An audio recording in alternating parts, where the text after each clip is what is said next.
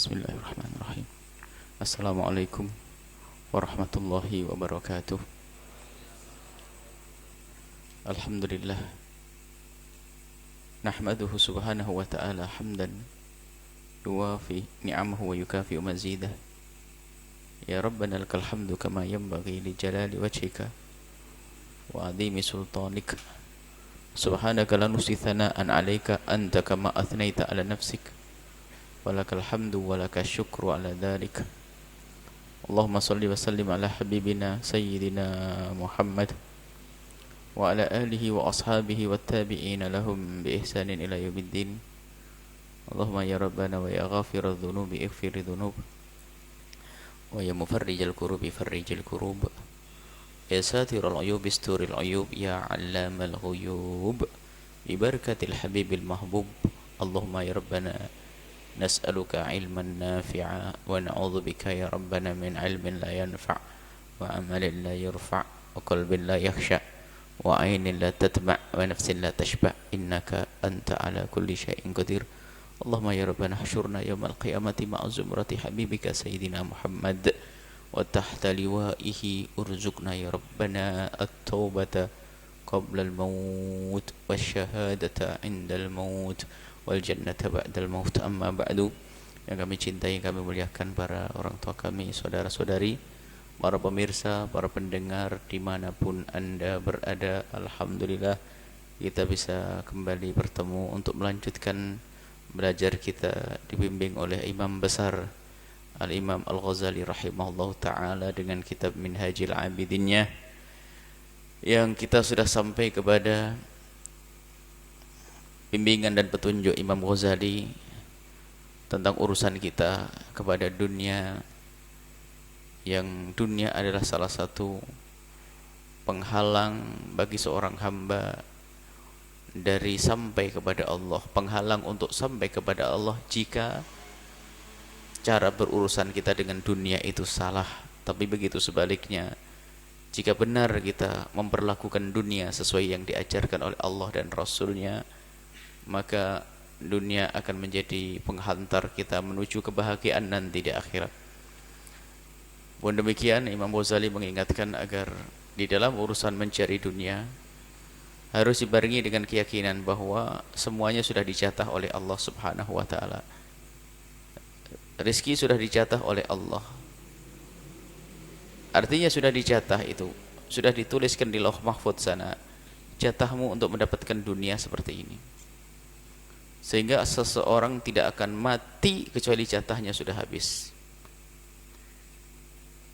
Dan keyakinan bahwasanya semuanya sudah dijatah oleh Allah, sudah ada kadar yang Allah tentukan untuk kita, maka keyakinan akan kadar rizki yang Allah berikan kepada kita ini menjadikan kita di saat mencari rizki tidak asal. Kenapa ada seseorang melakukan keharuman, baik itu berbohong dalam urusan jual beli atau yang lainnya, itu disebabkan karena dia kurang percaya dengan jaminan Allah, sehingga dia harus mencuri dan mengambil yang haram. Kalau sudah tahu jaminan dari Allah, jatah dari Allah, apapun bentuknya akan nyampe, maka karena dia yakin, maka dia tidak akan mengambil jatah tersebut kecuali dengan cara yang benar. Jatahmu itu 1 bulan adalah 2 juta atau 3 juta, itu sudah jatahmu. Baik engkau ambil dengan cara yang halal atau haram, ya jatahmu seperti itu. Sebab yang namanya rizki bisa saja dalam bentuk keharaman, dalam bentuk yang halal atau yang haram. Orang kafir pun diberi rizki oleh Allah. Lihat, ada orang rizkinya adalah dengan cara mencuri. Jatahnya sebetulnya, yang jelas jatahnya dia adalah seperti itu. Dia mendapatkan jatah misalnya ya 3 juta tadi. Maka kalaupun dia mengambil dengan cara yang haram ya 3 juta. Kalau diambil dengan cara yang halal juga 3 juta. Maka keyakinan bahasanya ini semua sudah ditentukan oleh jatah oleh Allah, maka tidak akan seorang itu mengambil sebuah pekerjaan yang haram karena tahu sudah dijatah. Sama-sama dijatah, kenapa harus saya ambil dengan cara yang haram, menjadikan sebab murka Allah Subhanahu wa taala. Kemudian bahkan kalau seandainya orang dengan penuh keyakinan akan rizki Allah Subhanahu wa taala, maka dia akan hidup seperti burung yang pagi hari berangkat dalam keadaan perut kosong, pulang sudah kenyang, dan dia pun tidak pernah berpikir untuk punya tabungan atau punya lumbung padi agar dia bisa punya jaminan untuk di esok hari. Akan tapi tawakalnya burung adalah luar biasa. Sebagai contoh untuk kita, dia pun bisa saja kalau seandainya mau menabung, bukan karena dia tidak berpikir, akan tapi ketahuilah urusan makan itu adalah ada nurani, ada fitrah untuk mencari makan dan sebagainya. Seperti halnya seorang burung pun membuat sarang itu sendiri. Siapa yang mengajari? Dia tidak pernah sekolah membuat sarang, akan tapi ternyata bisa membuat sarang yang rapi, bahkan ada yang modelnya macam-macam, tidak pernah berguru. Nah, itu sudah fitrahnya mereka membuat perlindungan untuk jasadnya, membuat perlindungan untuk anak-anaknya, termasuk urusan makannya. Tapi ternyata burung pun tidak pernah punya lumbung padi, karena mereka dengan penuh ketawakalan, bahkan tidak pernah menjadikan lapar adalah sebab mereka berduka. Bahkan di pagi hari pun, di saat lapar-laparnya pun, terdengar kicauan burung yang merdu dan indah.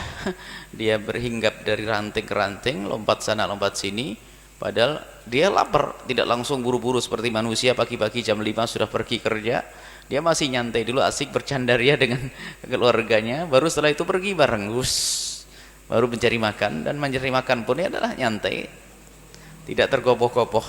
Baik, karena sudah dijatah, ditentukan oleh Allah, dibatasi oleh Allah, sudah kadarnya sudah ditentukan oleh Allah Subhanahu wa taala.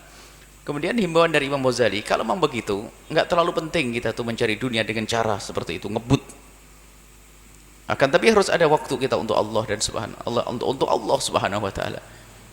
Jangan sampai kita itu mencari dunia sampai meninggalkan sholat, mencari dunia sampai rela untuk melakukan yang haram, mencari dunia sampai lupa kepada Allah Subhanahu wa taala. Betul-betul dunia menjadi hijab penghalang antara dia dengan Allah Subhanahu wa taala. Kemudian di situ Imam Ghazali mengatakan, rizkimu sudah ditulis oleh Allah di Lauh Mahfuz. Jatahmu sudah jelas, maka tidak perlu kamu kencang-kencang mencari. Tidak perlu terlalu kencang dalam mencarinya. Lalu ada pertanyaan fa'ingkila. Baik, itu urusan dunia. Tapi wahai Imam Ghazali, fathabahu wal iqabu aidan maktubun fil lawhi, qala al-musannif rahimahullah taala. Imam Ghazali mengatakan bahasanya, nafa'ana Allah bihi wa bi ulumihi wa bi ulumikum fid dharain amin. Imam Ghazali mengatakan, jika ada yang bertanya, berhujjah, kalau rizki itu sudah dijatah oleh Allah, kita tidak dihimbau untuk kenceng usaha keras untuk mencarinya. Bukankah pahala juga sudah dijatah oleh Allah? Kenapa kok kita harus kenceng beribadah, kuat beribadah? Ini perbandingan. Dunia, harta, rizki sudah dijatah oleh Allah. Rizki sudah dijatah oleh Allah Subhanahu wa taala. Karena sudah dijatah, nggak perlu kita itu mencari dengan berlebih-lebihan, dengan kerja keras. Tapi kenapa kok kita suruh bekerja keras mencari pahala, melakukan ketaatan, sementara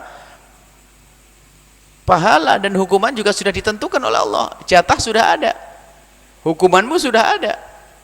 Hukuman yang Allah berikan kepada orang bermaksiat sudah ada, sudah jelas, maktub fil lauhil mahfuz, sudah tertulis di lauhil mahfuz. Tapi pun demikian, tumayalzamun, Allah pun mewajibkan kepada kita talabat thawabi, untuk mencari pahala, wa tarka mujibil iqabi, dan kita pun diperintahkan untuk menjauhi hal-hal yang menjadi sebab kita mendapatkan hukuman dari Allah Subhanahu wa taala. Wa hal yazidu bit talabi aw yanqusu bit tarki. Nah, pertanyaannya juga, selagi semua sudah dituliskan di Lauh Mahfuz sana, apakah amal baik kita itu bisa menjadikan tambah pahala kita? Kemudian juga dengan mencari itu semakin tambah, atau di saat kita tidak mencari lalu berkurang itu semuanya? Bukankah itu semuanya dijatah?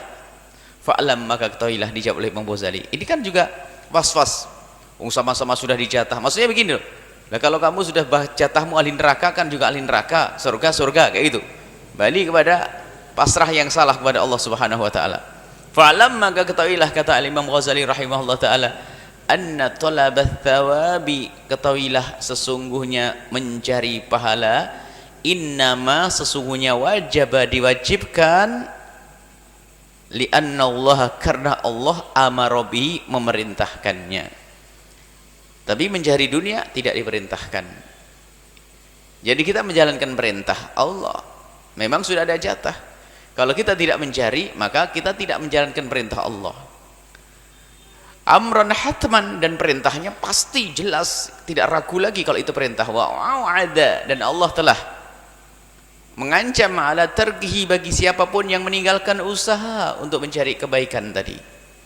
Walam yadmanith thawaba ala ghairi fi'lin minna, dan Allah tidak menjamin pahala bagi yang tidak berbuat. Artinya memang sudah ditulis oleh Allah Subhanahu wa taala. Akan tapi pun demikian Allah memerintahkan kita untuk melakukan kebaikan, dan Allah tidak akan memberikan pahala itu kecuali kita melakukan kebaikan. Wa ziyadatu tsawabi wal iqabi fi fi'lil 'abdi, ketahuilah tambahnya pahala ataupun tambahnya hukuman nanti juga ada hubungannya dengan pekerjaan seorang hamba. Wal farqu bainahuma fi nuqtatin. Jadi perbedaannya antara mencari dunia dan mencari pahala ada dalam poin berikut ini. Satu poin yang sangat penting, wahia, yaitu maqalahu ba'du ulama'ina, seperti yang dikatakan oleh sebagian dari ulama kita, innal maktuba fil lawhi, ketahuilah yang telah dituliskan di lauhil mahfud. Lauhil mahfud tempat mencatat, tempat dicatatnya semua yang akan terjadi di semesta ini. Lauhil mahfud, semua yang terjadi di semesta ini sudah. Anak kita berapa yang jadi ulama, berapa yang jadi pengusaha soleh, berapa yang jadi pemimpin yang adil, berapa dari anak kita, ini sudah tercatat di lauhil mahfud sana. Dan yang tahu hanya Allah, tidak tahu, usah kita bertanya loh, kalau Allah itu papan untuk menulis. Tapi mahfud ini sudah dinisbahkan, mahfud dijaga oleh Allah, tidak boleh ada yang coret-coret di situ, ibaratnya begitu, nggak boleh ngawur, nggak ada, karena dari Allah. Dan kayak apa? Jangan banyak tanya, yang jelas disebut oleh Rasulullah SAW ada lauhil mahfud.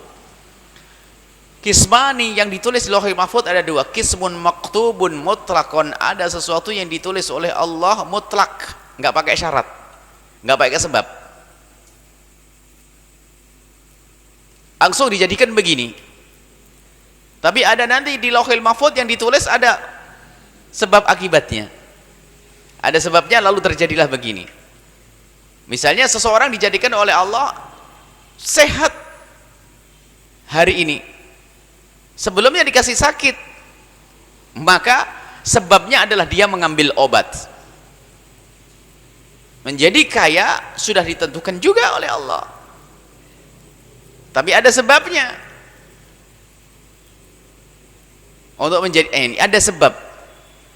Yang kedua, wa ta'liq bi fi'lil 'abdi mutlaqan min ghairi syartin wa ta'liqan bi fi'lil 'abdi. Jadi yang pertama adalah yang ditulis di lauhil mahfud yang tidak pakai syarat dan tidak pernah digantungkan, dihubungkan dengan pekerjaan seorang hamba. Wal arzaq wal ajal, yaitu tentang rizki dan ajalmu.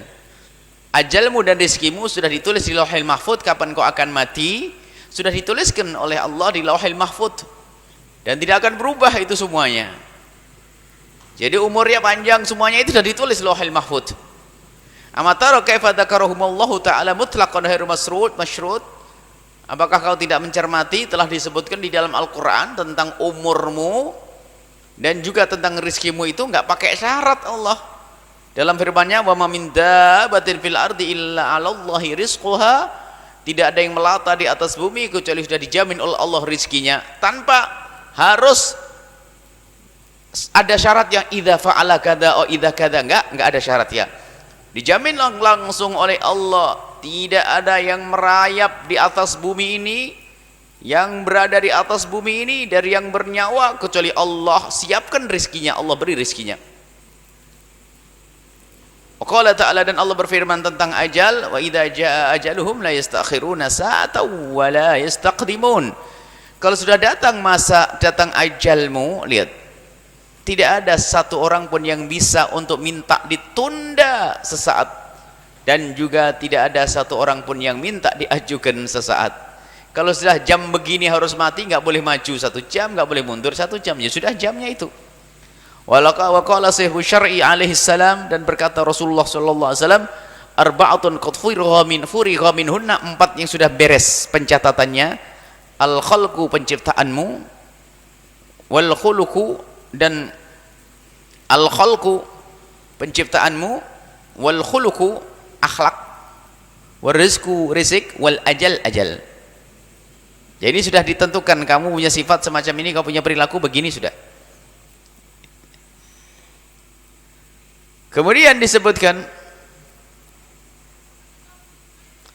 makanya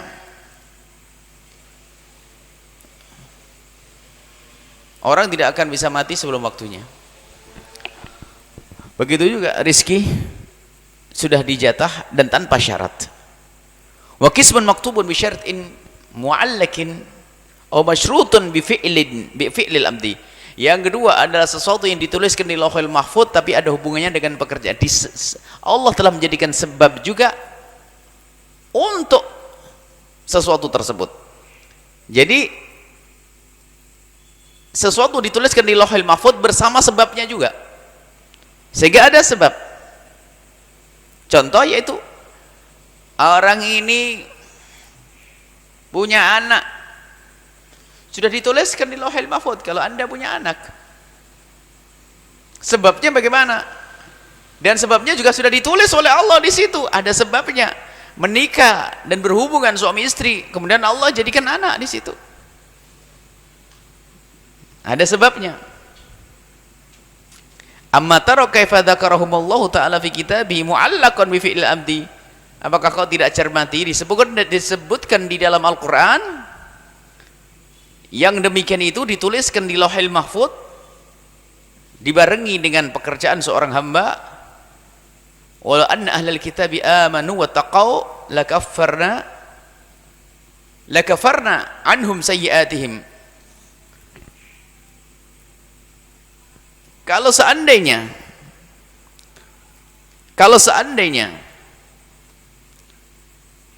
ahli kitab itu amanu, beriman, wa taqau, dan bertakwa, lakaffarna, niscaya akan aku hapus anhum sayyiatihim, dari mereka kesalahan-kesalahan mereka, wala adkhalnahum jannatin naim, niscaya akan aku masukkan ke surga, kenikmatan, tempat mendapatkan kenikmatan dari Allah. Lihat, akan diampuni dosanya oleh Allah, dimasukkan ke surga Allah. Dihubungkan dengan apa? Amanu wattaqau, dengan keimanan dan ketakwaan. Jadi dia diberi surga ditulis oleh Allah, sudah ada tulisannya, catatannya sudah ada. Akan tapi pun demikian, bersama itu juga telah dituliskan juga dia telah mengambil syaratnya, yaitu menjadi orang yang bertakwa. Wa hadza bayyinun, ini sangat jelas. Fa'alamhu, maka ketahuilah ini semua. Fa in qila, kemudian ada yang berkata tentang urusan dunia, tentang dunia ini, lagi-lagi masalah urusan dunia agar kita tidak tertipu di dalam mencari dunia. Imam Ghazali berkata, fa in qila, jika ada yang bertanya, fa nahnu najidu talibina yajiduna al-arzaq, kami itu telah menempuh. Coba sekarang kita lihat kata ini, orang yang bertanya.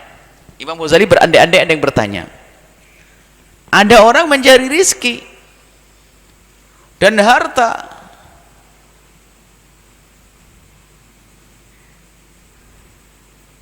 orang yang mencari berusaha, saya lihat orang berusaha jadi kaya kok. Sementara yang tidak bekerja, yaftakirun, jadi orang fakir. Jadi orang fakir. Jadi maksudnya ada orang ngomong, wah ya Imam Ghazali, saya melihat itu orang kerja keras akhirnya kaya. Saya lihat juga itu si pemalas jadi melarat. Ini kan pertanyaan masuk akal, sepintas ini masuk akal. Iya ya. Qila lahu, dijawab oleh Imam Ghazali, ka'annaka, kayaknya kamu ini nggak bisa melihat ya, seolah-olah kamu la tajidu, tidak pernah menemukan, ma'adzalika, yang demikian itu, taliban, seolah-olah kamu tidak pernah melihat orang yang taliban, kerja keras, mahruman, fakiran, tetap fakir. Memang nggak ada orang kerja keras tetap fakir? Jawabnya apa? Banyak. nyungsep Anda tetap fakir, pagi berangkat kerja tetap fakir, banyak kok kata Imam Ghazali. Lebih cerdas lagi. Coba suruh lihat, memangnya ada orang kerja apa, kerja keras lalu tidak fakir? Coba, lebih banyak daripada yang kaya yang kerja keras tadi, yang fakir lebih banyak. Atau sebaliknya, seolah-olah tidak ada orang yang nyantai, farihon, nggak punya kerjaan, tapi marzukon, rizkinya banyak. Honian kaya, oh banyak. Lagi mujur kok dia itu paling malas dulu. Tak taunya tanpa sengaja, jualan ini jadi kaya kok. Ada.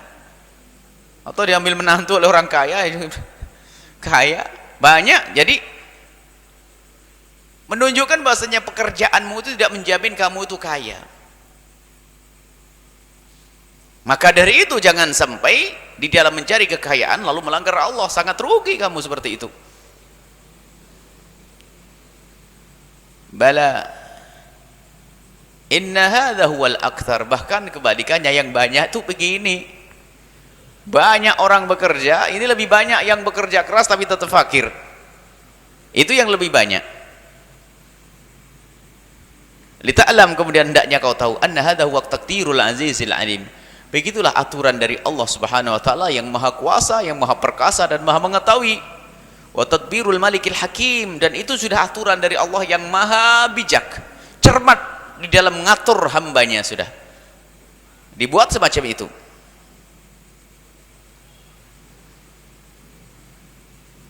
Ada orang menjadi pembantu, dia kerja keras bertahun-tahun, ada. Itu adalah hikmah dari Allah. Sebab kalau pembantu itu nanti dalam waktu singkat sudah kaya, orang kaya juga kebingungan tidak punya pembantu. Sehingga gelar di dunia itu nggak penting, apakah jadi pembantu atau jadi bos itu bakal berakhir semuanya. Sehingga pembantu pun tidak hina, yang penting dekat kepada Allah Subhanahu wa taala. Maka urusannya ini loh yang paling penting dengan Allah, bukan urusanmu adalah di dunia itu kaya atau melarat. Kekayaan sudah dijatah lah, jelas. Ada orang Masya Allah yang kerja jadi kuli kasar itu bertahun-tahun, bahkan sampai turun-temurun juga ada kok. Apa kau kurang kerja dia? Kerjanya tidak kurang, usahanya juga tidak kurang. Tapi hikmah Allah buat orang-orang begitu agar bangunan itu berdiri. Nggak ada bos suruh bangunin mau itu tukang batu, ayo. Kalau nggak ada tukang batu bagaimana? Gimana kita bangun? Bangun sendiri. Ayo, orang-orang kaya itu nggak bisa bener tuh buat nata bata sendiri, natain, nggak bisa. Dan buat Allah buat seperti itu, ada si fakir, ada si kaya, itu sudah irama, warna-warni, itu adalah untuk kelengkapan hidup ini. Itu hikmah, satu hal yang luar biasa dari Allah Subhanahu wa taala. Dan semuanya sudah dijatah oleh Allah. Dia tetap menjadi fakir sepanjang waktu ada, dia menjadi kaya ada. Itu sudah ditulis di Lauhil Mahfuz. Wa ansyada Abu Bakar Muhammad bin Sabik Al-Wa'id, ada Imam Abu Bakar Al-Wa'id menyenandungkan syair. As-Sokhali Bisyami di Sam rahimahullah menyenandungkan syair, kam min kawiyyin fi taqallubihi, alangkah banyaknya orang yang kuat, kawiyyin, orang yang kuat, kawiyyin fi taqallubihi, orang yang kuat di dalam usahanya, kerja keras, bangun pagi, ikut seminar menjadi orang kaya, tapi tetap melarat dia. Sarjana ekonomi, ada ndak? Hutangnya banyak, ada tuh. Jangan dianggap semua sarjana ekonomi pas. Waktu mau masuk kuliah sih khayalnya memang jadi orang kaya, masuk fakultas ekonomi, dipikir ekonominya langsung kaya. Enggak, sudah dijatah. Sekarang banyak sarjana ekonomi pengangguran kan juga ada. Ternyata bos-bos kaya di Cirebon ini nggak pernah lulus sekolah juga ada kok, nggak pernah masuk fakultas ekonomi. Siapa? Kamin gawiyin fi taqallubi.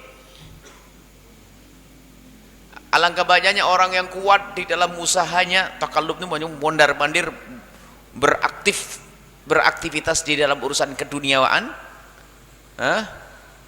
Muhadzabir ra'yi, cerdas dia, maksudnya keluaran sarjana ekonomi dalam mencari duit hebat. Anhur rizqu munharifu, ternyata rizki dijauhkan oleh Allah dari dia. Ada. Tidak usah disebut, salah satu universitas punya profesor ilmu ekonomi. Subhanallah, rumahnya nggak beres-beres, ngontrak terus katanya. Profesor ilmu ekonomi. Karena dia menjadi seorang dosen, profesor ilmu ekonomi, ternyata untuk biaya sekolah anaknya juga pas-pasan, padahal profesor fakultas ekonomi. Wah, hebat bener nih. Dipikir kalau sudah langsung profesor ekonomi langsung wah miliarder enggak. Lupa bahwasanya itu adalah sudah dijatah oleh Allah Subhanahu wa taala. Wa kam min dha'ifin fi taqallubihi. Ada juga orang yang lemah, biasa-biasa dalam usahanya, tidak segencar orang yang pertama tadi. Kanahu min khalijil bahri yaqtarifu. Akan tapi urusan dunia seolah dia menimba langsung ke lautan. Duitnya itu biar-biar, Masya Allah. Jadi aja duit, jadi duit. Jadi duit, jadi duit, jadi duit. Apa-apa jadi duit. Hadza dalilun ala anna al-ilaha lahu fil khalqi sirrun khafiyyun laisa yankashifu.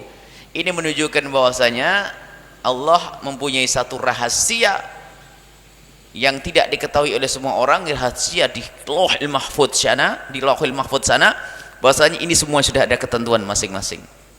Ini bakal kaya, ini bakal ini. Nah ini, suruh kita merenung sebetulnya. Dan buah daripada renungan itu kembali kepada permintaan Imam Ghazali, anjuran Imam Ghazali agar kita dalam berurusan dengan dunia itu yang benar. Itu aja intinya. Agar kita merenung panjang ini, tidak habis-habisnya kita suruh merenung bagaimana urusan kita dengan dunia. Sehingga tidak akan menambah rizkimu dengan kaum melembur sampai tinggalkan istri berlama-lama, atau ternyata sholatmu hilang sampai subuh hilang. Enggak akan nambah rizkimu, sudah ada jatahmu. Maka hendaknya kau ambil rizki dengan cara yang baik-baik. Wallahu a'lam bissawab. Sampai di sini saja. Insyaallah kita lanjutkan pada pertemuan yang akan datang. Baik, selanjutnya kita masuk kepada sistem tanya jawab. Kami berikan kesempatan kepada jamaah untuk bertanya. Jamaah bapak-bapak satu orang penanya dan jamaah ibu-ibu satu orang penanya, dan masing-masing satu orang satu pertanyaan. Ya, yang pertama kepada jamaah bapak-bapak kami berikan kesempatan untuk bertanya. Silakan. Bismillahirrahmanirrahim. Assalamualaikum warahmatullahi wabarakatuh. Warahmatullahi wabarakatuh. Bagaimana Buya misalnya seandainya karena ketidaktahuannya harta yang dimilikinya memiliki ada yang suatu yang kurang baik, kemudian sudah diberikan ke anak-anaknya. Setelah misalnya mengikuti pengajian, mengetahuinya ada yang tidak baik, itu tuh untuk kedepannya gimana untuk membersihkannya. Itu aja, terima kasih. Wassalamualaikum warahmatullahi wabarakatuh. Waalaikumsalam warahmatullahi wabarakatuh. Ya, kepada jamaah bapak-bapak ada yang bertanya? Assalamualaikum warahmatullahi wabarakatuh. Waalaikumsalam warahmatullahi wabarakatuh. Buya, saya mau tanya, ini di luar tema, apa hukumnya non muslim masuk masjid? Seperti di siaran TV itu banyak, yang mungkin saya nggak sebutkan namanya. Sebentar, non muslim gimana? Non muslim masuk masjid. Masuk masjid maksudnya dia kadang ceramah di dalam masjid gitu. Baik. Itu hukumnya apa gitu? Itu aja. Assalamualaikum warahmatullahi wabarakatuh. Assalamualaikum warahmatullahi wabarakatuh. Bismillahirrahmanirrahim. Pertanyaan pertama, dan sebaik-baik manusia adalah seperti orang seperti itu. Artinya tidak boleh putus asa.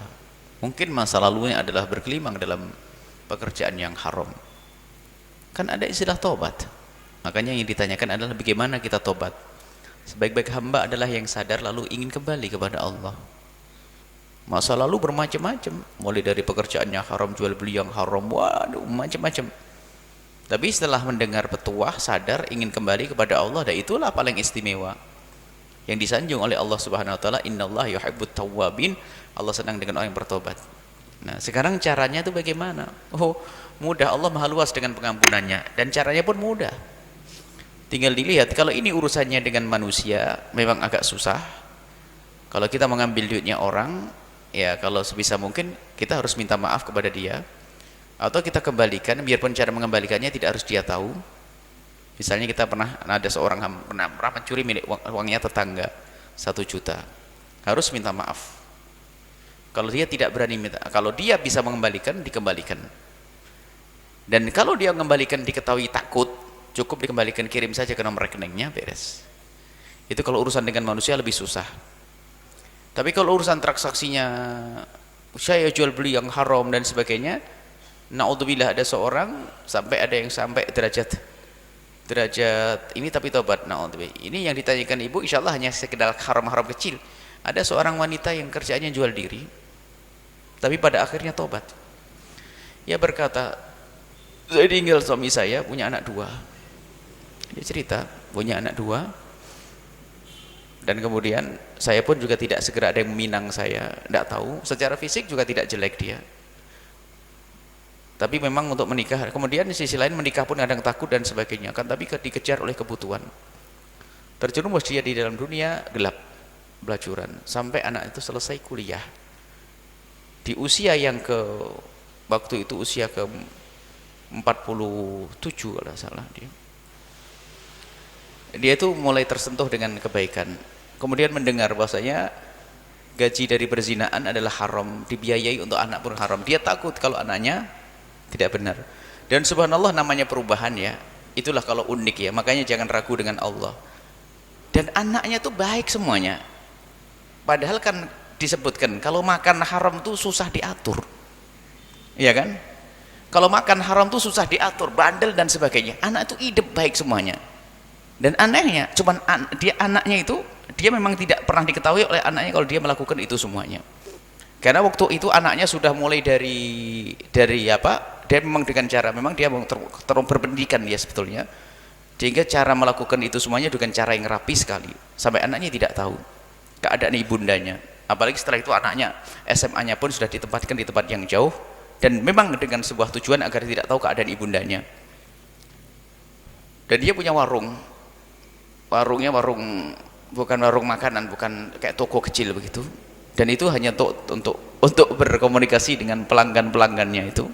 Dan subhanallah, akhirnya bagaimana anak saya yang sudah saya biayai semacam itu? Ketahuilah, yang lalu berlalu tidak akan dihitung oleh Allah. Yang penting tobat dan berjanji tidak mengulangi.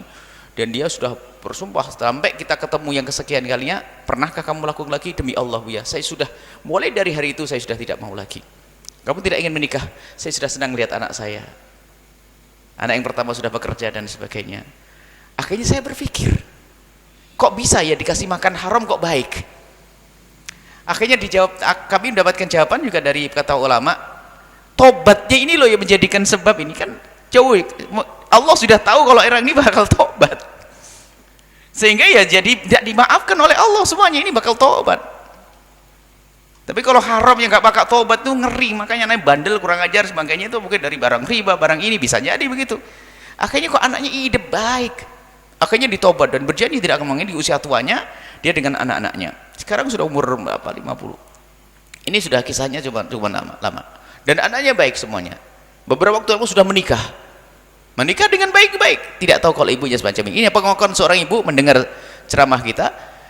Sampai derajat dosa semacam itu pun ternyata lihat begitu mudah Allah kalau mengangkat derajat seorang. Intinya sadar insyaf kalau haram ya, jadi masalah gitu aja kok susah sih, gitu aja kok haram, menunda-nunda. Tidak, orang itu memang tidak pernah, wanita itu tidak pernah berkecimpung dalam dunia agama, hanya akhirnya dengar ceramah. Bahkan termasuk pengakuannya adalah diantaranya sering dengar sekarang zaman modern melalui internet, termasuk diantara sering lihat pengajian-pengajian yang kita hadirkan. Berarti waktu itu belum kenal dengan YouTube yang besar di akhir-akhir ini, tidak tahu lewat website atau apa, ngikuti pengajian streaming atau apa. Artinya apa? Kalau ingin kembali kepada Allah sangat mudah. Jadi kalau dosa yang masa lalu dari makanan haram, misalnya ada jual beli babi, atau saya makan babi sudah bertahun-tahun, saya langganan sate babi, sekarang saya tobat, tinggal berhenti saja, selesai kok. Allah Maha Pengampun dan berjanji itu tidak mengulangi lagi kok.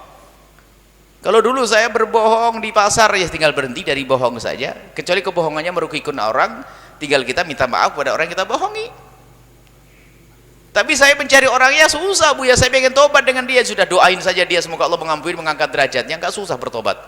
Yang paling penting adalah kita itu memang tidak ingin kembali kepada kemaksiatan tersebut dan menyesali akan dosa tersebut, mudah bagi Allah untuk mengampuni. Nah, jadi masa lalu daripada rezeki kita yang haram, lupakan itu semua. Artinya apa? Yang penting jangan kembali kepada keharaman tersebut. Berhenti mulai detik ini, saat ini. Aku mencari dengan cara yang haram sampai saya meninggalkan sholat, sampai ini yang lalu. Tapi hari ini kita bertobat kembali kepada Allah Subhanahu wa taala. Yang lalu berlalu. Siapa yang tidak punya masa lalu yang jelek? Ayo. Kita bukan malaikat kok. Sesaat dijelek perilaku, sesaat jelek rezeki, ini masa lalu kita. Sesuai dengan bertambahnya ilmu, itulah ujian bagi kita. Apakah dengan ilmu kita semakin baik dekat kepada Allah, atau semakin jauh dari Allah? Itulah ilmu yang tidak manfaat, naudzubillah. Makanya bersyukurlah jika ada ilmu yang kita fahami dengan akal kita, lalu dirasakan oleh hati kita, lalu bangkitkan semangat untuk kembali kepada Allah, tobat kepada Allah. Itu ilmu yang manfaat. Termasuk yang ditanyakan, ini tanda ilmu yang manfaat. Sebab sebetulnya ini pertanyaan ini bukan saja untuk sang ibu ini, kita pun juga punya. Dulu saya jualan ini, saya begini, banyak, bukan beliau saja, dan mungkin hampir semua orang punya masa lalu yang tidak baik, termasuk urusan rezeki. Oh iya, saya dulu bisnis salah ya, astagfirullah, beres, Allah maha pengampun kok. Jadi seperti tobatnya ibu, pokoknya kita menyesali masa lalu itu dan berjanji itu tidak mengulangi, itu adalah langkah pertama untuk tobat. Adapun nanti jika ada urusannya, ada sangkut paut dengan manusia, maka kalau kita harus minta maaf, jika kita mampu untuk minta maaf. Kemudian jika itu urusan dengan materi, kita kembalikan. Jika kita tidak mampu, nah, jika kita tidak mampu, bagaimana ini? Minta maaf pun saya belum siap ini. Yang penting jangan ngulangi lagi kejadian itu. Itu Allah sudah maha tahu. Tinggal kita mencari waktu kapan kira-kira saya bisa minta maaf pada dia. Lah kalau kita belum minta maaf kok keburu mati.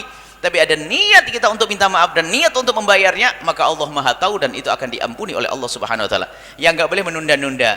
Nah, maksudnya kita ada orang pernah mencuri 5 juta. Sementara kita juga punya duit banyak. Ngembalikan enggak mau. Wah, ini bukan tobat. Sayang dong.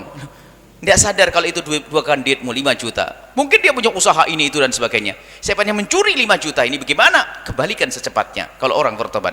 Kecuali kita tidak punya. Saya tidak punya, saya fakir, pernah mencuri 5 juta. Tapi ya Allah, kalau seandainya saya kaya dapat rezeki ini, saya kembalikan. Tapi saya belum punya, ya Allah. Kok mati diampuni oleh Allah Subhanahu wa taala. Mudah dengan Allah Subhanahu wa taala. Baik, yang kedua adalah masalah seorang kafir masuk masjid. Tinggal dilihat tujuannya apa sih? Kalau tujuannya untuk merendahkan masjid, haram seorang kafir masuk masjid. Tapi kalau tujuannya untuk mendengar seperti disebut dalam Al-Quran, jangan kau larang itu untuk masuk masjid. Biarkan agar mendengar firman Allah.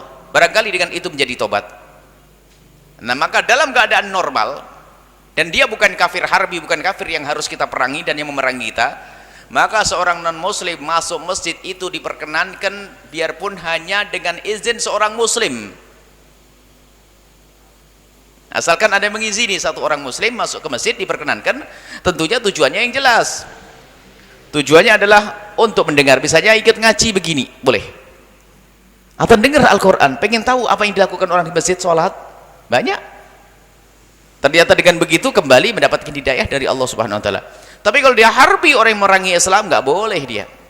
Dia akan menodai masjid. Atau ada misi yang jelek, ketahuan dia adalah untuk, nggak boleh. Ya. Kampanye, oh nggak boleh kampanye, itu ada tujuan nggak bener dong. Mau menjadi pemimpin saja tidak boleh, bagaimana kampanye untuk menjadikan dia pemimpin? Nggak boleh. Misalnya kalau ada, ini harus tahu tujuannya apa. Kalau ada seorang kafir, saya pengen masuk masjid, ngapain Pak masuk masjid? Saya pengen tahu. Oh silahkan. Oh, boleh. Jadi itu ya, dibedakan ya tujuannya seperti apa. Kalau tujuannya adalah mereka harbi tidak boleh. Kemudian tujuannya adalah jika untuk merendahkan Islam, tidak boleh. Atau tujuannya untuk menguatkan program dia yang tidak benar, juga tidak boleh ke tempat tersebut. Tapi kalau wajar dia masuk, bahkan Al-Quran yang mengajarkan kepada kita agar kita izinkan dia kalau masuk masjid untuk mendengar kalam Allah Subhanahu wa taala, dengan harapan kalau kembali nanti dia, kalau keluar dia akan mendapatkan hidayah dari Allah Subhanahu wa taala. Dalam keadaan normal diperkenankan seorang kafir masuk masjid. Ini pendapat yang paling ringan kami sampaikan dari ulama, bukan omongan saya. Biarpun dengan izin seorang laki-laki muslim satu sudah boleh, tidak harus imamnya, tidak harus ketua DKM-nya, tidak. Seorang muslim mengizinkan orang kafir masuk sudah. Artinya seorang muslim yang beri rekomendasi, dia tujuannya baik. Tapi orang munafik, yang repot munafik. Munafik, biarpun katanya pakai jubah, pakai imamah, sudah jelas ini orang membahayakan kepada Islam, dibawa ke masjid. Naudzubillah. Ini yang bikin pusing ini. Jelas-jelas dia adalah misalnya akan menjadi seorang yang bakal membahayakan Islam, atau paling tidak umat Islam secara biarpun bukan dalam dunia, tidak sampai menjadikan peperangan, tapi menjadikan keadilan syariat Islam tidak ditegakkan di situ. Maka ini nggak boleh menjadi pemimpin, masuk masjid untuk mempromosikan dirinya untuk menjadi pemimpin, nggak boleh. Dalam Islam kan nggak boleh pemimpin di luar Islam. Lah kok promosinya di masjid ini kan berlebihan, ini kacau. Artinya apa? Masjid digunakan untuk dia, untuk mencari suara agar dia dipilih misalnya. Berarti nggak boleh dia datang ke masjid, karena akan merusak jamaah. Untuk apa? Untuk melakukan sesuatu yang tidak diperkenankan dalam syariat, yaitu mengangkat pemimpin yang tidak beragama Islam. Kalau tujuannya untuk itu nggak boleh. Tapi kalau tujuannya normal, hanya masuk masjid untuk tahu keadaan masjid, maka boleh-boleh saja, asalkan ada izin dari seorang muslim, biarpun seorang muslim itu. Wallahu a'lam bishawab.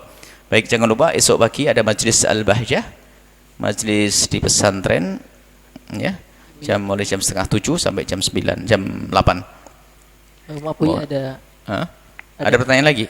Ada pertanyaan dari sosial media. Ayo. Dari Sadam Paris. Assalamualaikum Buya. Waalaikumsalam warahmatullahi wabarakatuh. Saya mahasiswa kedokteran. Mohon izin untuk bertanya, di dunia kedokteran ada cabang ilmu yang membahas tentang ilmu forensik. Bagaimana pandangan agama mengenai tentang apa? Ilmu forensik, Bu? Di dalam dunia apa? Kedokteran? Ya, dunia kedokteran. Masalah apa? Masalah tentang ilmu forensik. Sebentar, istilahnya kurang jelas apa? Cuk. Ada yang, apa yang paham? Saya tidak dengar. Masalah apa? Masalah, jadi di dunia kedokteran ada cabang ilmu yang membahas tentang ilmu forensik. Apa itu ilmu apa coba? Ilmu tentang otopsi. Tentang otopsi? Iya. Otopsi. Iya. Otopsi boleh. Teruskan. Ya.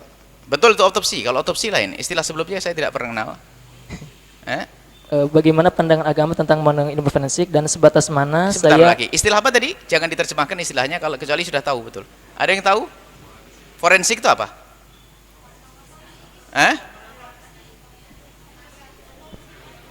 Otopsi. mayat. Forensik sama ada otopsi. Artinya sama. Betul. Saya jawab otopsi, tidak jawab forensik saya. Saya jawab otopsi.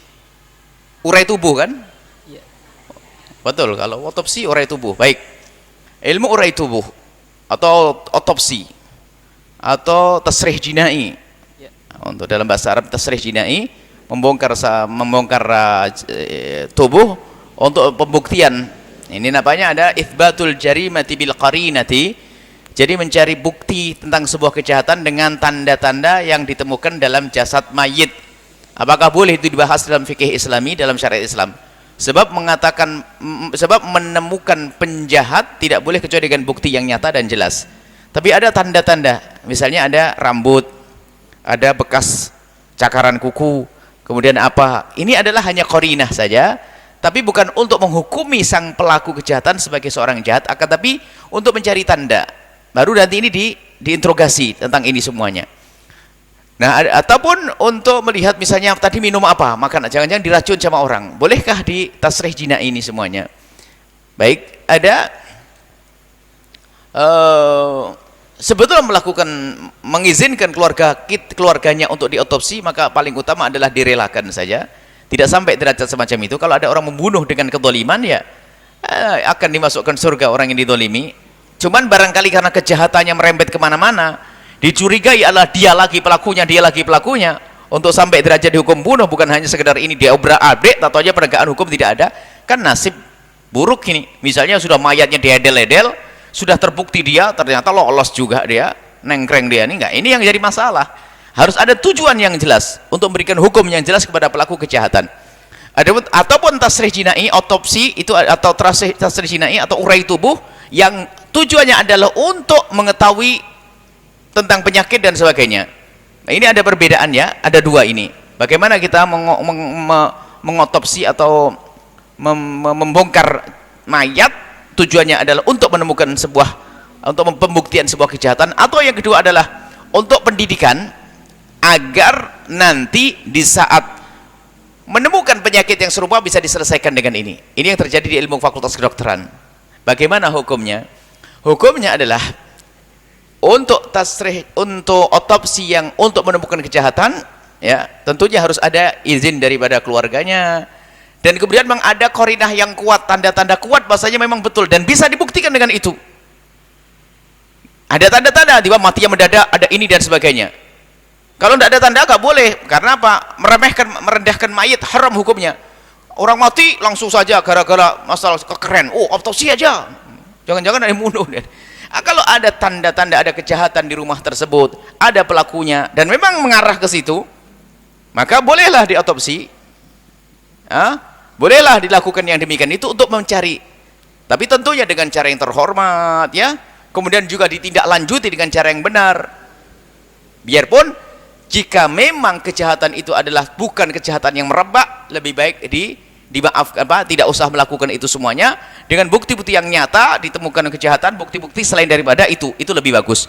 Akan tapi jika memang ada kejahatan yang lagi-lagi terjadi pembunuhan di situ, lagi-lagi terjadi di sini, dan dicurigai dia, maka bolehlah melakukan yang demikian untuk pembuktian tentang kejahatan seseorang. Ini diperkenakan. Ada masalah untuk medis diperkenalkan kaidahnya apa? Kita boleh melakukan itu semuanya untuk menjaga kehidupan. Tujuannya adalah agar kita punya ilmu di saat kita harus menangani orang yang hidup. Tentunya mayat seperti apa yang boleh kita jadikan uji coba untuk urai tubuh itu, sehingga dikatakan diantaranya adalah mayat yang tidak ada tuannya, maksudnya tidak ada ahli warisnya. Ini biasanya tidak ada ahli warisnya, karena kalau ada warisnya, lihat, ada warisnya mungkin ahli warisnya tidak akan rela, tidak akan tega. Dan di saat semacam ini boleh, karena apa? Untuk tujuan lebih mulia, yaitu menjaga yang hidup, sehingga tahu tubuh ini, bagian ini dilihat semuanya, diurai tubuhnya ini, agar ketahuan bagaimana untuk menyelesaikan tentang problem di urat sini, urat sini, tulang ini, tulang itu. Itu bukan orang sehat lalu diobrak-abrik begitu, nggak ada. Orang sehat ini baru untuk praktek yang sesungguhnya. Belajarnya adalah melalui ilmu itu, urai tubuh itu. Pertama adalah dengan mainan, kemudian setelah itu suruh lihat mayat yang sesungguhnya. Ini maka dalam dunia medis, jika tujuannya benar adalah untuk orang yang untuk tujuan kesehatan medis, maka ini diperkenankan. Bahkan di sebagian negeri itu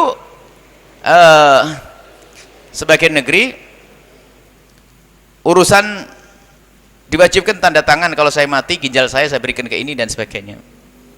Tapi dalam Islam tidak boleh. Ini yang demikian itu bukan milikmu kok. Dijual nggak boleh, ginjal tidak boleh dijual. Tapi kalau ada orang memberikan ginjalnya setelah mati untuk tujuan yang lebih mulia, misalnya dia lihat ada orang lebih bermanfaat, atau ibundanya atau anaknya, lalu dia diberikan yang demikian, ini masalah donor ginjal ini adalah diperkenankan dengan ketentuan-ketentuannya. Kalau tidak pakai ketentuan berbahaya, sehingga orang fakir pada jual ginjal nanti, naudzubillah ya. Ini saya tidak mikir zaman sekarang tahu, itu haram jual ginjal. Ginjal itu bukan milikmu sehingga boleh kau jual, tidak. Ginjal tidak boleh jual. Kita tidak akan bicara masalah ginjal dulu. Jadi masalah tadi otopsi, jika memang dengan tujuan yang pertama adalah untuk pembuktian kejahatan dan memang betul-betul dekat tanda-tandanya, maka boleh. Tapi kalau jauh tidak boleh. Nggak ada alamat apa-apa di otopsi. Ngapain di otopsi? Kalau ada, yaitu misalnya apa, tiba-tiba matinya mendadak, kemudian rambutnya acak-acakan, kemudian ini boleh dilihat, mulai dilihat dari sidik jari segala macam, boleh, sampai mungkin kok kayak minum apa, di dalamnya apa, misalnya obat apa, kalau dihubungkan dengan gelas ini siapa yang megang, itu bisa saja yang demikian itu. Maka jika dengan sudah ada tanda-tanda yang dekat sekali kepada sebuah bukti kejahatan, maka boleh. Adapun yang kedua tadi untuk kebutuhan medis, maka itu juga diperkenankan asalkan jelas. Dan prosedurnya adalah diantaranya jenazahnya itu, mayatnya itu adalah mayat yang tidak ada ahli warisnya. Biasanya ada orang nggak ketahuan bagaimana, atau yang paling jelas bolehnya adalah diantaranya adalah kafir harbi. Kafir harbi, orang kafir yang memerangi kita boleh itu diacak-acak sekalipun, karena dia memerangi. Sebab kalau sudah orang kafir memerangi kita berarti dia tidak menghormati kemanusiaan. Termasuk diantara juga orang yang murtad. Orang murtad tidak terhormat itu. Orang murtad tidak terhormat, boleh itu dipakai tasrih jinai itu. Jadi orang-orang murtad keluar dari Islam, keluar dari iman, ini mayatnya boleh dibikin uji coba itu. Ini diantaranya. Tapi kalau orang muslim normal, muslim yang baik, ini diantaranya harus tidak ada ahli warisnya. Sebab kalau ada warisnya tentu tidak akan rela jika keluarganya dijadikan itu semuanya. Kecuali keluarga yang bermusuhan. Naudzubillah, bermusuhan, benci sama bapaknya. Pakai saja, nah kan kurang ajar. Pun demikian tetap tidak boleh kita turuti, karena apa? Dengan kedendaman berarti durhaka kepada bapaknya. Jadi boleh dengan tujuan yang jelas, tentunya ada aturan dan prosedurnya seperti yang tadi kami sebutkan. Wallahu a'lam bishawab. Bismillahirrahmanirrahim. Alhamdulillahirabbil alamin. Allahumma shalli ala sayyidina Muhammad wa ala ali sayyidina Muhammad. Allahumma arhamna wa la tu'adzibna wansurna wa la takhdhulna wa afina wa la tumritna wa akrimna wa la tuhinna wa athirna wa la tusir alaina innaka ala kulli syai'in qadir. Allahumma ya Allah, ampuni kami. Ya Allah, seperti yang telah Engkau kabarkan dalam firman-Mu, tidak ada yang melata di atas bumi kecuali Kau jamin rezekinya. Maka ya Allah, berikan kepada ya Allah, kami berharap jaminan untuk kami adalah jaminan kebaikan ya Allah. Di dunia kebaikan, fid dunya hasanah, rezeki yang cukup untuk bekal ibadah ya Allah. Semoga jaminan untuk kami ya Allah, jadikan jaminan kami di dunia ini adalah jaminan kecukupan di dunia sebagai muqaddimah keindahan nanti di akhirat ya Allah. Dan jadikan kami hamba yang bersyukur atas karunia-Mu. Dan kami mohon ya Allah, ampuni kesalahan kami di masa lalu kami. Banyak di antara kami ya Allah, hampir semua dari kami ya Allah punya masa lalu yang tidak baik. Apakah urusan perilaku dan pekerjaan kami, atau urusan ya Allah, urusan rezeki kami ya Allah, Engkau Maha tahu tentang keadaan kami. Masa lalu kami yang haram-haram itu ya Allah, ampuni ya Allah. Dan jadikan esok hari adalah hari kebaikan untuk kami ya Allah. Perilaku yang baik yang Kau ridai ya Allah, rezeki yang halal yang penuh berkah. Dan anak-anak kami jaga mereka semua, dan kami mohon ampuni semua yang telah melakukan kehinaan ya Allah. Dan kami mohon bimbing kami kepada kemuliaan ya Allah. Ampuni orang tua kami dan guru-guru kami ya Allah. Ampuni orang tua kami dan guru-guru kami ya Allah. Berikan kasih sayang-Mu kepada mereka. Kami mohon yang sempit rezeki lapangkan dengan rezeki yang halal penuh berkah. Yang sakit sembuhkan, yang punya hutang mudahkan kami dalam bayar hutang kami. Dan kami mohon ya Allah, panjangkan umur kami dalam ketaatan serta sehat walafiat. Dan kami mohon berikan kepada kami ketulusan dan keikhlasan dalam beramal. Dan kami mohon ya Allah, kesungguhan kami dalam bertobat.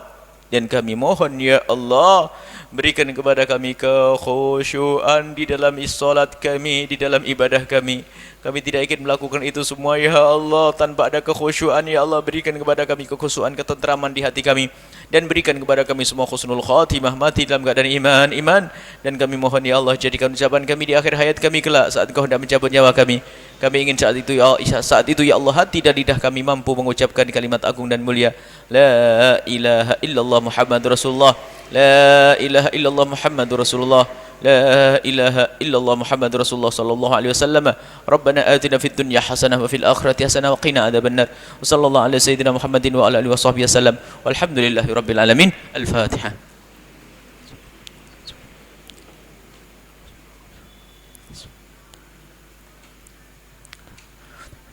Terima kasih, mohon maaf dan mohon doa selalu. Wabillahi taufiq hidayah. Assalamualaikum warahmatullahi wabarakatuh.